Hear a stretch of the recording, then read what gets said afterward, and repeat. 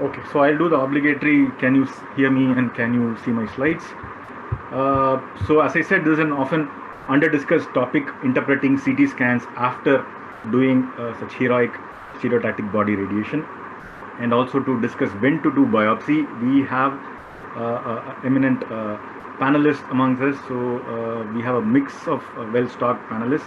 So Dr. Ananda Selvakumar is from Madurai. He's a senior radiation oncologist. So is Dr. Shika Goyal from PGI Chandigarh.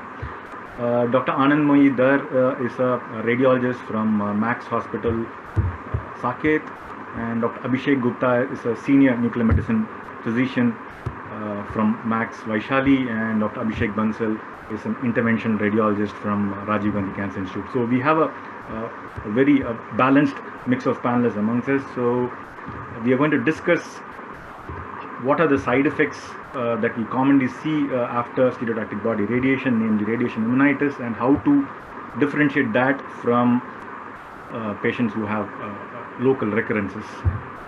So, as we had seen in the last couple of talks, SBRT has become a major force to reckon with in the last decade or so, in especially early stage non-small cell lung cancer, who are medically inoperable, and also some equipoise in patients who are operable also.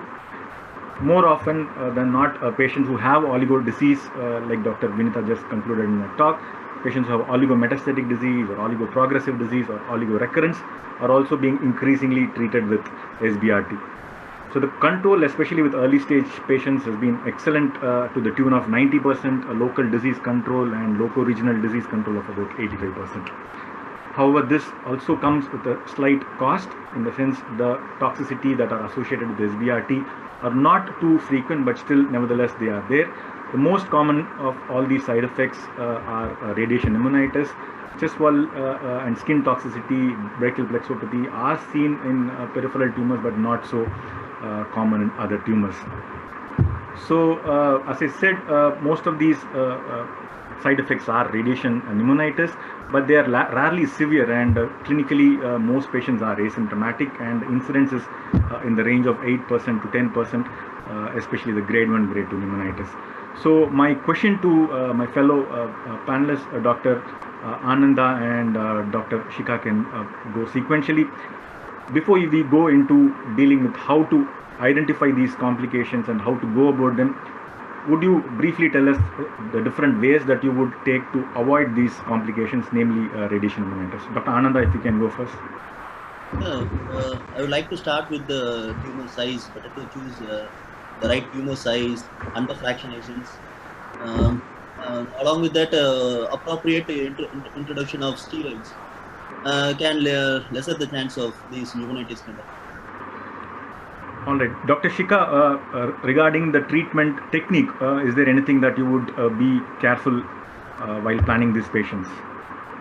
Regarding the treatment technique, we would ensure that the basic goal of doing SBRT is that you minimize your target volume. So you do not, you select a tumor which is not too huge. Tumors more than 5 centimeters will entail a higher risk. Then we do not give a PQV margin, only a PQV margin.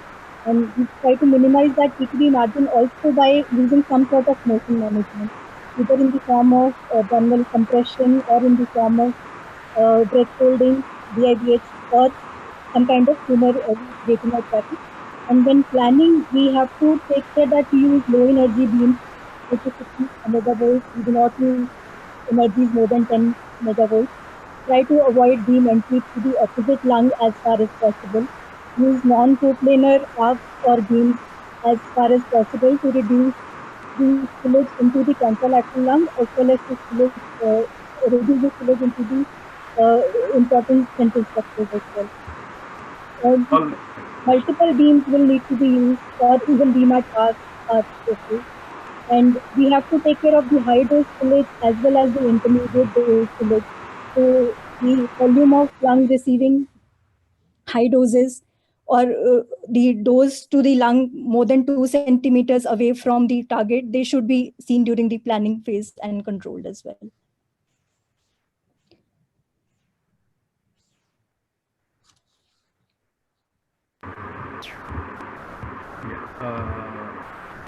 All right. So all valid points. So in addition to all those factors that Dr. Shika just mentioned, there are few factors, both patient-related and disease-related, that you should be looking out for. So, other than the size, we should also see what the patient's performance state and age is, because it is seen that patients who have advanced age are more prone to develop these radiation pneumonitis, especially if they have any underlying ILD, or if they were smokers who had severe COPD. These are patients who are more likely to end up having all these side effects.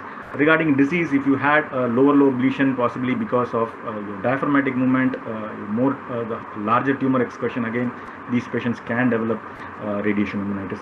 And as Dr. Shika just mentioned, you'll have to be careful when you're doing your radiation planning. Be mindful of the V5, V20 and MLD. Make sure they are minimum to reduce the complications. So coming to the outcomes, so after we have planned an excellent SBRT and we have delivered it to the patient, most often patients, when they fail, they are going to fail outside the field. It is seen that almost 50% of these patients will have isolated distant recurrence, but also a small percentage of patients do have local regional recurrences to the tune of 10%. If you look at isolated local recurrences alone, literature quotes about 6%, and if you look at only isolated regional, that is nodal recurrences, it is about 8%. So although these numbers do not seem to be too huge, what we need to remember is that the more number of patients that we are going to treat in the future, we are going to have a lot of patients who come back with such isolated recurrences, and we need to be mindful of the fact that these patients may be candidates for salvage therapy and they may be potentially curable, and also the fact that if we do not treat these patients, they might end up having some morbidity or mortality because of the disease itself.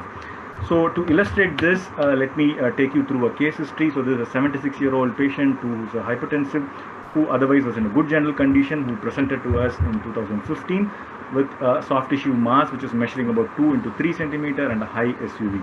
So this lesion is in the right lung lower lobe, and the biopsy of this came out to be adenocarcinoma, and we staged the patient as T2 N0 M0. So this is the plan that we did. This is the contouring that we did after 4D CT, and we did a rapid arc with 2 hemi-arcs on the right side. So my question to the radiologist, I'll begin with Dr. Anandmoyi. What is the usual follow-up imaging practice that you would do at your center?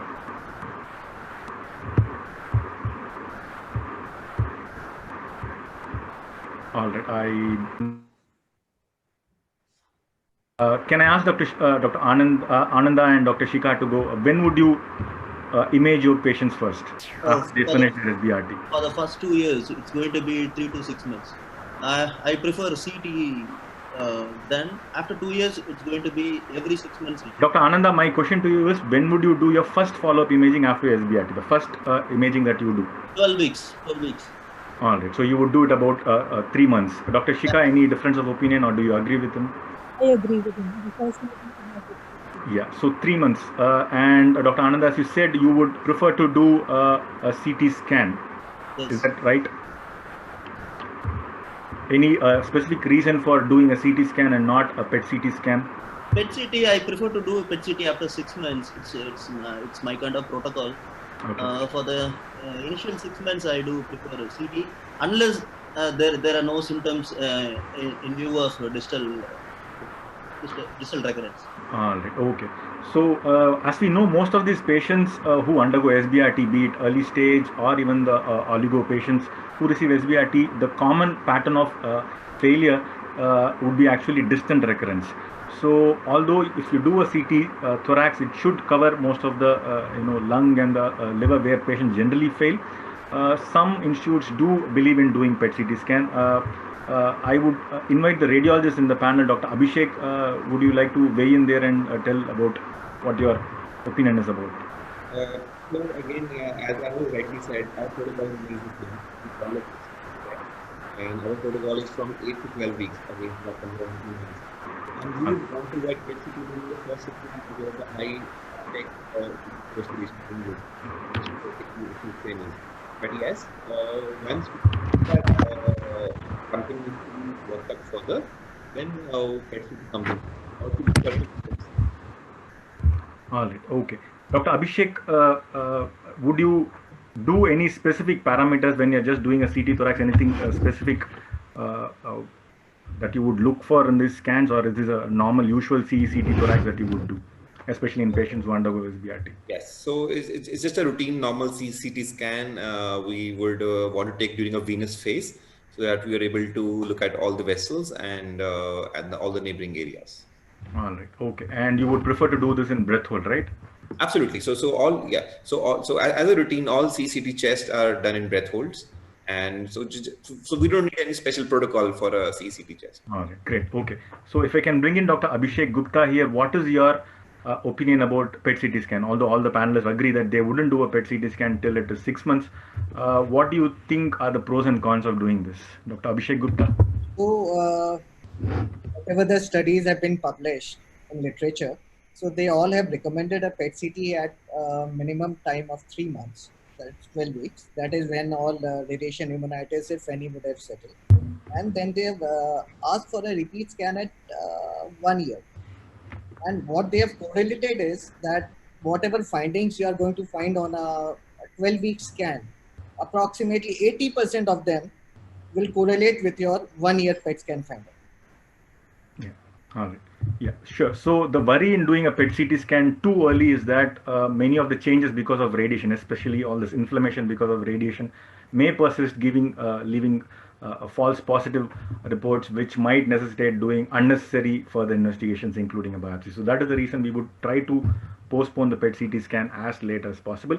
However, we need to also remember the fact that since many of these patients are prone to developing distant metastasis, delaying it too late might actually make us lose out on some window where we could actually intervene and do some investigations with these patients.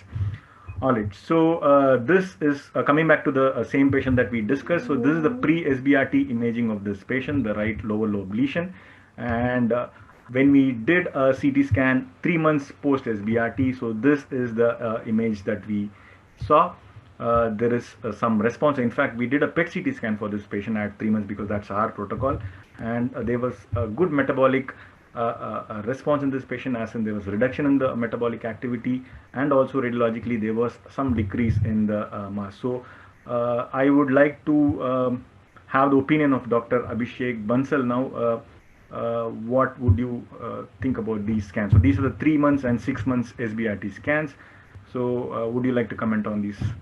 So these are the part of the lung changes that we see post SBRT, and we can divide them into acute and the late changes. So the acute one, the consolidation part and the ground glassing is the most common one, and this is how it evolves normally into fibrotic sort of a thing with the traction bronchiectasis. Yeah. So we could see, in fact, in 3 months we could hardly see too much of changes, but when it was 6 months, we could appreciate all these pneumonitis changes, which became more prominent by the 14 months, with also the patient developing some pleural effusion here. So would you consider this as a red flag? So again, isolated pleural effusion is not considered red flag. So you need to correlate with other findings, and especially on the ipsilateral side. So I would want to rather wait and then. So that is exactly what we did in this patient, but subsequently after 6 months, she had slightly a further increase in the pleural effusion, which we did tap this time, and that turned out to be malignant cells on the pleural effusion, and based on which she went on further to receive systemic therapy. So she had a local failure at this point of time. So coming back to another case, this is a 76-year-old male who had history of COPD, who presented with chronic cough, otherwise was in good general condition. So this was the lesion this patient had in the right upper lobe. It's a 2.2 centimeter node, and with some hilar nodes which showed mild uptake on SUV, and they were deemed reactive. And we went ahead and gave SBRT to this patient. So the biopsy was keratinizing squamous carcinoma. This is a contour, and this is what we planned. So at 3 months, again, very similar to the previous patient, this was the scan that we saw in this patient. And at 7 months, this is what we saw. Dr. Anandmay, would you want to comment on this 7-month and a subsequent? Yeah, we can see there are changes seen in the 7th month, which is typical of fibrosis, conventional modified fibrosis. We can see there are architectural distortion along with loss of volume and some bronchiectasis which is seen, and not a very significant change over a period of time Yeah. is seen. It is quite Yeah. stable. Yeah, as you rightly said, so this remained stable for almost 3.5, 4 years, and this patient did not have any recurrence and is doing currently well. So, coming to another case, this is a patient who had a left side lower lobe lesion which was close to the chest wall. We gave 60 gray in 8 fractions, considering that this is close to the great vessels. And this is a patient who presented at 3 months with a reduction in size of the lesion, but at 6 months he developed some consolidation in the left lower lobe. So, would you comment why he had a why he had a collapse consolidation? Any of the radiologists?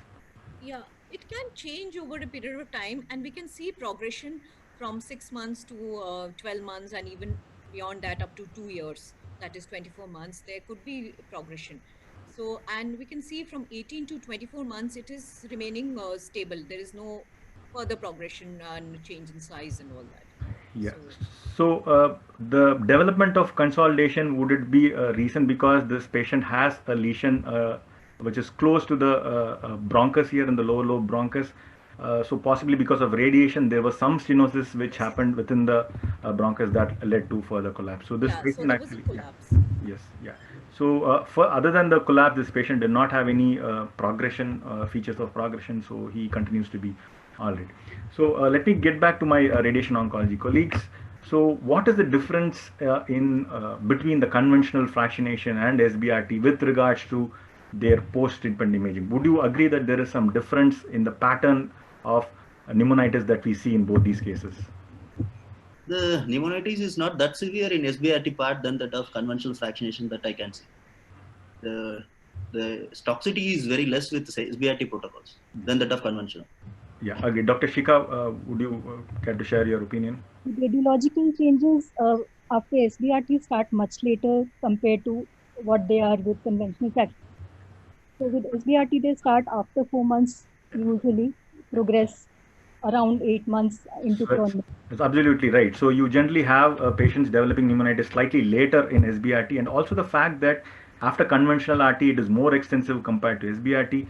Also after conventional RT you generally see that the 40 gray, 50 gray volume completely developing pneumonitis, but in SBRT it is the higher dose, the 60 gray, which is actually the PTV volume which would actually develop into radiation pneumonitis. So there are two distinct phases in radiation pneumonitis: acute and late. Acute is generally up till 3 months, and chronic is after 6 months. And these changes, the pathological changes, are reflected in the radiological features, as Dr. Anand Mohi was mentioning. So there are distinct, different changes after SBRT that you see early and late.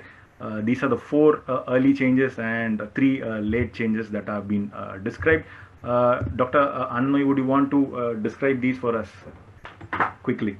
Early changes can be of the one of the 4 patterns. It could be a diffuse consolidation, which is commonly seen, or a patchy consolidation, like we see in the top 2 images. Or it could be a diffuse ground glass opacity or a patchy ground glass opacity of less than 5 centimeter in size. And fibrosis can be seen as modified conventional fibrosis, or mass-like fibrosis, or scar-like. In modified conventional fibrosis, we see an area of consolidation with loss of volume with bronchiectasis. Yes. While in mass-like fibrosis, we can see a lesion which may be larger than the original lesion, but it is stable over a period of time, and it may give a fallacious appearance of a mass. And in a scar-like fibrosis, we see a linear, irregular fibrotic scar. Yeah. Dr. Anand Mohi, can you describe these slides that you have in front of you? So these are diffuse consolidation, which is typically seen within 6 months of therapy, and they are the acute changes. The most common pattern is a consolidation pattern. We recognize this as an increased attenuation with air bronchogram in the region of in the tumor bed. Yes, and how would you call these changes? So there's a patient who had So we can SBRT see and the after 3 lesion months. prior to treatment, and following treatment, there is a focal area of ground glass opacity and patchy consolidation. All right, okay. And the diffuse and patchy, your cutoff is 5 centimeter. Is that right? Yes, Right. diffuse is much more bigger in size. Yes, and these are again ground glass These are opacities. ground glass opacities because we can see the underlying lung markings and bronchi within it. A consolidation is much denser. And this is a more diffuse pattern of ground glass opacity because it is involving an area larger than 5 centimeter. Yeah. So these are the 4 patterns we can see. Okay. And how would you rate this? Yeah, this is a modified conventional fibrosis pattern, like I was describing, a pattern of consolidation along with bronchiectasis. We can see the air-filled bronchi within it, and this is an important sign because filling of these bronchi would mean that there is some recurrence happening. The margins are sharp, and there are changes of loss of volume. All right, so this is also something similar to that modified consolidation, and this is a mass type, as Dr. Anandmai was mentioning, and this is a scar type fibrosis that you would see. So all these, it is very important to recognize that these are normal and they are not any high risk features suggestive of disease recurrence, as opposed to these changes which have been classified as high risk features. So these 7, 8 features have been called as the high risk features. Dr. Anandmai, would you take us quickly through this? What are the few features that we need to look at to know that a recurrence might be happening? These are the air bronchogram which were earlier there and suddenly they disappear, or the margin which was sharp and lateral margin may start bulging. That means the tumor is growing. Or if there is a growth in the craniocaudal length which is more than 5 millimeter in size, or after 12 months if we see sudden enlargement and that enlargement is sequential. In sequential scans we see the opacity to be enlarging, or if the sharp linear margin suddenly disappears and we can see irregularity or bulging appearance, and if there is a new pleural effusion which happens and which occurs after a particular interval. As seen in this patient, so there is an increase in size, so which was after 2 years, which was more likely to be recurrence and not because of radiation pneumonitis. Again, in a patient who after 6 months the fibrosis had kind of stabilized, but after 3 years we see new changes which are high risk features. So these high risk features we need to keep in mind, but there are also certain differential diagnoses. Dr. Shikha and Dr. Ananda, what are the differential diagnoses that you would want to rule out before labeling a patient to have a disease recurrence? And how would you differentiate them? Like infection is more common in these patients. Apart from that, any subclinical interstitial disease may come out. Correct. They could, this kind of disease, yeah. Correct. Yeah. So before labeling something as a disease progression, we should remember that many of these patients are prone to have concomitant infection, especially tuberculosis reactivation, which is common in our country. Also, because many of these patients are chronic smokers who have COPD, exacerbation can also cause symptoms which might symptoms and radiological features which can mimic disease progression, but they have different temporal and also certain difference in their radiological picture. So we should always keep these things in back of the mind before we label somebody as disease recurrent. So Dr. Abhishek, again, I would want your opinion on, so we said we are going to do a PET CT scan 6 months after the patient has finished radiation. So how would you interpret those imaging? So if you go for a SUV cutoff, there is no absolute value for any SUV cutoff.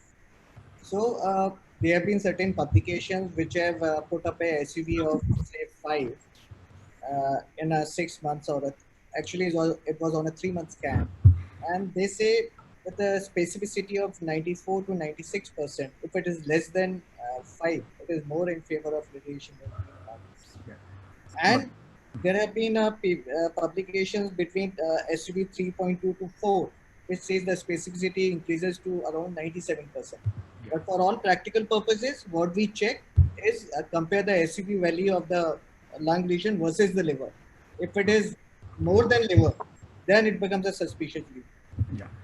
And also the fact that you would want to know what the SUV was, the pre-treatment and post-treatment. So if there is a significant increase, you would label. As you rightly said, there are a lot of cutoffs, but one of the cutoffs that has been quoted by many papers is that SUV of more than 5, which does show that it is recurrent. There have been many other features, values, which we calculate on a pre-SBRT PET CT scan. So initially it was only the SUV max, now is SUV mean. Yes. Then we have metabolic tumor volume and total lesion glycolysis. Correct. So total lesion glycolysis is metabolic tumor volume multiplied by SUV mean. So the higher the values, braver the prognosis, earlier the chance of a recurrence. Yeah. And Dr. Abhishek, quickly, are there any other radionuclides that you would consider in addition to FDG PET CT scan, or would you just stick on to FDG? Plenty of them at the moment.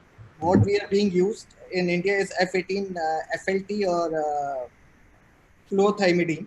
Yeah. So sensitivity is a bit better than FDG PET, but the isotope, the Availability is. lasers which are being are gallium based.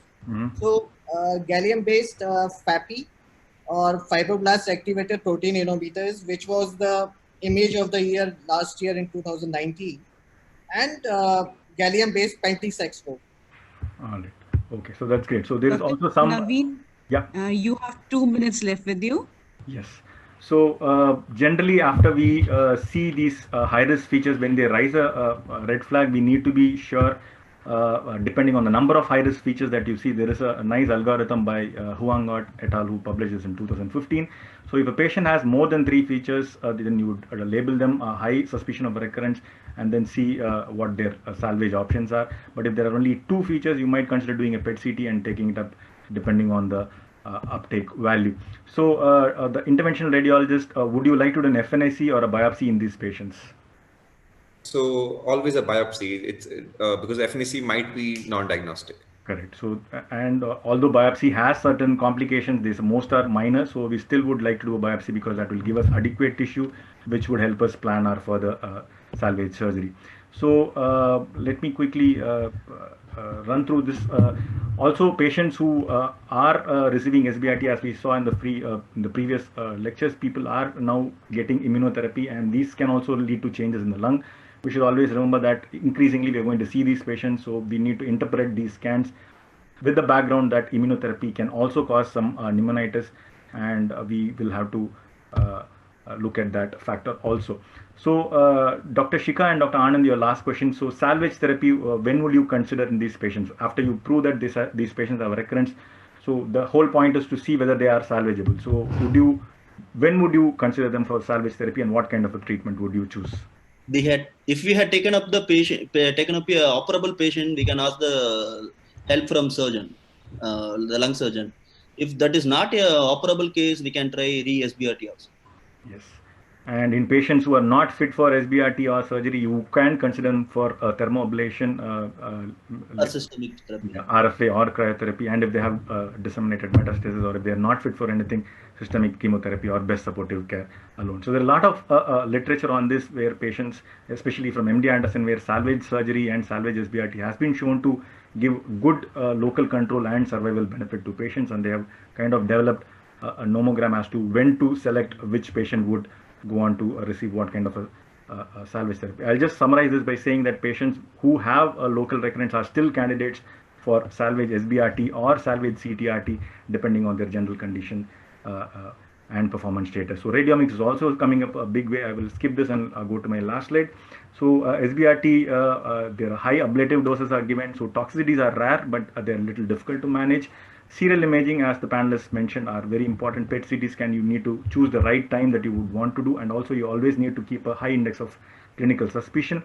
Biopsy from primary can be done in some patients if it is going to make a difference in your further management, but you should always weigh the risk and benefit of these patients.